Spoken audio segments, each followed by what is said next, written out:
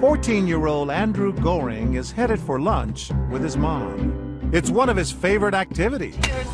Yet eating out wasn't always easy. Andrew has autism. It used to be very difficult to go out with Andrew. He had a lot of challenging behaviors that made it tough for him to be out in the community. I've heard from a family recently that they were out at the park with their child with autism, and someone actually came up and accused them of being bad parents. The diagnosis of autism is on the rise. The CDC estimates that 1 out of every 88 children in the U.S. has an autism spectrum disorder. So we wanted to see for ourselves how people will react to a child who displays some of the disorder's most common signs. We set up our hidden cameras at the Chit Chat Diner in Hackensack, New Jersey. Actors are playing the role of the parents, the daughter, and the son with autism. Keeping things real is Andrew's mother, Lisa Gorin, who happens to represent Autism Speaks, the nation's largest autism science and advocacy group.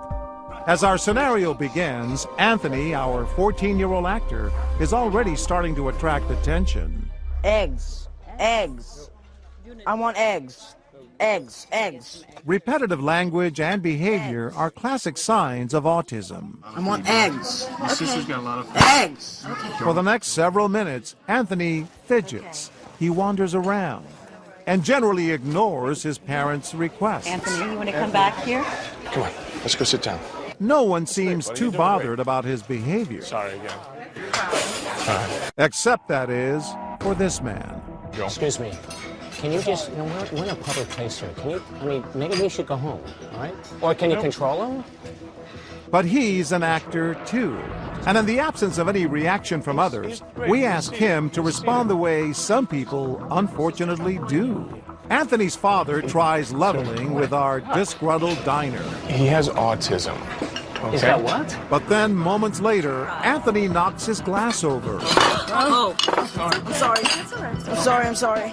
I'm sorry. I'm sorry. I'm sorry. Maybe you should take him home. And that's when our diner's behavior draws attention. Maybe you should show a little discipline or something. He's out of control.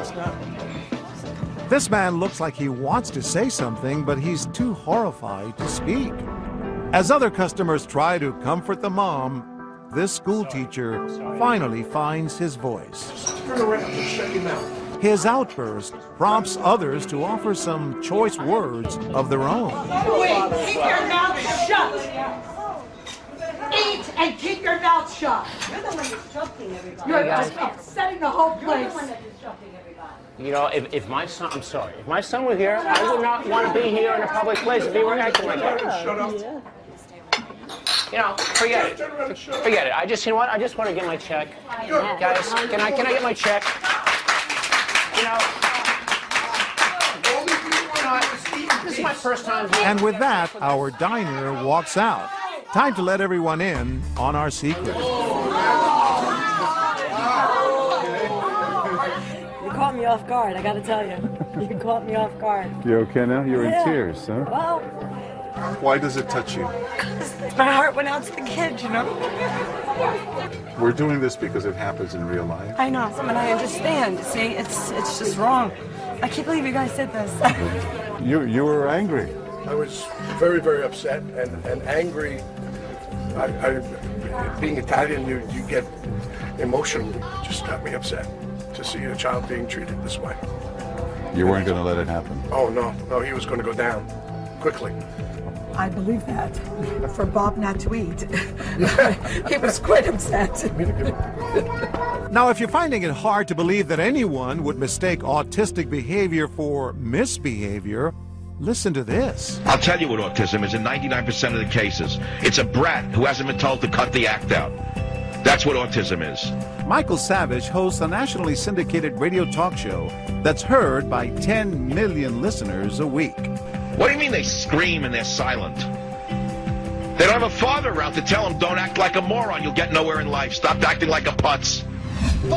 His comments sparked protests from the autism community, and yet Savage insists the disorder is overdiagnosed.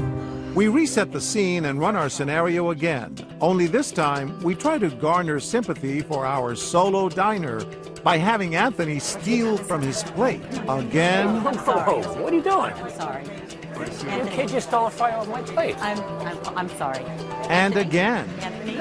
Hey, yo, dude, come on, what's going on? But no one seems too concerned. Excuse me. Am I off? Did you see what that kid did? Yeah, but I think he has a problem. That's it. What do you mean problem? What kind of problem is it? Like Asperger's or something. He looks perfectly normal to me. I mean, you know, why don't they take him home or something? Because they want him to learn how to be in public. Any chance of our actors scoring points with this crowd is quickly lost when he offers the parents some unwanted advice. With all due respect, maybe you should be stricter parents. I mean, let the kid go home. Because that really is rude, what you're doing right now. I don't want to hear it. I want to hear nothing at all.